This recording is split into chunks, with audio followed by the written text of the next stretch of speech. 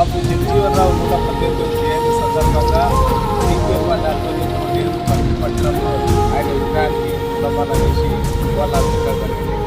బాబు జగజీవనరావు గత శాసన ఉద్యమంలో పేదల కొరకు అణగారిన వర్గాల హక్కుల కొరకు బ్రిటిష్ వారికి వ్యతిరేకంగా పోరాటంలో పాల్గొన్నటువంటి సంఘ సంస్కరణకర్త. తర్వాత స్వాతంత్రం అనంతరం కూడా సమాజంలో అణగారిన వర్గాల హక్కుల కొరకు పేదల కొరకు విద్యా అభివృద్ధి కొరకు సమానత్వం కొరకు పోరాడినటువంటి గొప్ప మేధావి, రక్షణ శాఖ మంత్రిగా పనిచేసింది. ఆయన విద్య అనేది భారతదేశంలో మనిషి మార్పు, సమాజం మార్పు, భారతదేశం మార్పుకు నాందిగా ఉంటుంది అని విద్యపైన ఎక్కువగా కేంద్రీకరించినటువంటి వ్యక్తి.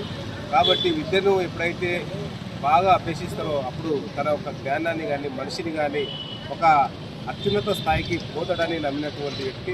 ఎక్కడైతే అన్యాయం జరుగుతుందో, ఎక్కడైతే సమస్యలు వస్తాయో దానికి ఎదురుగా నిలబడి ఎవరైతే పోరాడతారో వాళ్ళే విజయం సాధిస్తారని నమ్మినటువంటి వ్యక్తి. కాబట్టి అటువంటి సందర్భంలో అటువంటి సమస్యలు వచ్చినప్పుడు ఆ యొక్క స్ఫూర్తితోని ఆయన అనేకమైనటువంటి పోరాటాలు నిర్వహించినటువంటి గొప్ప సంఘ సంస్కరణటువంటి బాబు జగజీవనరావు. కాబట్టి భవిష్యత్తులో ఖచ్చితంగా ఆయన ఆశయ సాధన కొరకు, విద్యా అభివృద్ధి కొరకు సిపిఎం పార్టీ కృషి చేస్తుంది, సమానత్వం కొరకు.